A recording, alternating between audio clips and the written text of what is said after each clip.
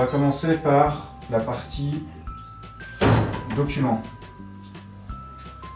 Les documents que vous allez pouvoir regarder, annoter et partager sur le Mondopad sont soit en local, c'est-à-dire enregistrés sur le PC.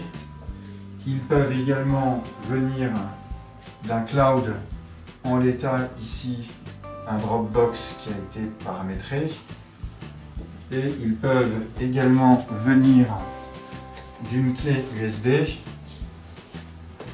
externe qui sera insérée dans l'un des 4 ports USB qui se trouvent sur la droite du Mondopad. Quand on insère la clé USB, on va voir cette dernière apparaître sur l'écran. On décide de l'ouvrir.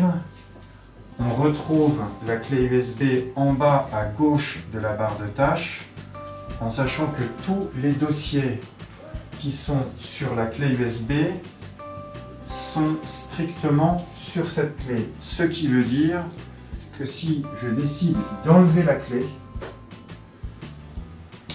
elle disparaît de la barre de tâches ici, on ne la retrouve pas et surtout aucun des fichiers de la clé n'a été enregistré en local sur l'ordinateur.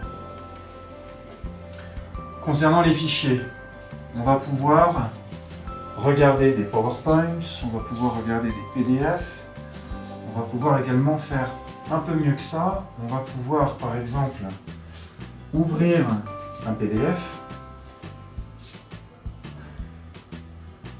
En fonction de la taille du PDF, de son contenu, ça prend plus ou moins de temps. Et on va retrouver sur la gauche ou sur la droite, si on est gaucher ou droitier, en l'état la droite, on va utiliser un outil d'annotation.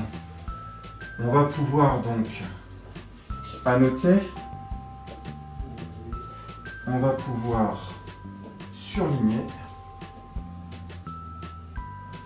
dans la couleur qu'on veut les documents qui sont présentés. On peut évidemment enlever cette petite barre d'outils.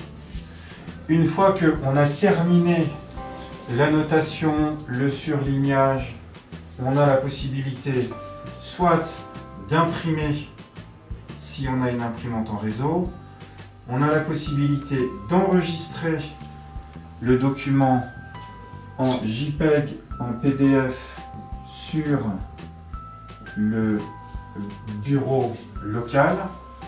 Et on a évidemment aussi la possibilité de partager le même document en JPEG, en PDF, grâce à une base email qui peut être agrémentée par l'utilisateur.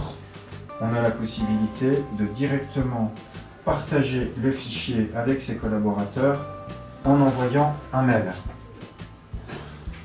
On voit donc qu'une fois que nous sortons de cette application,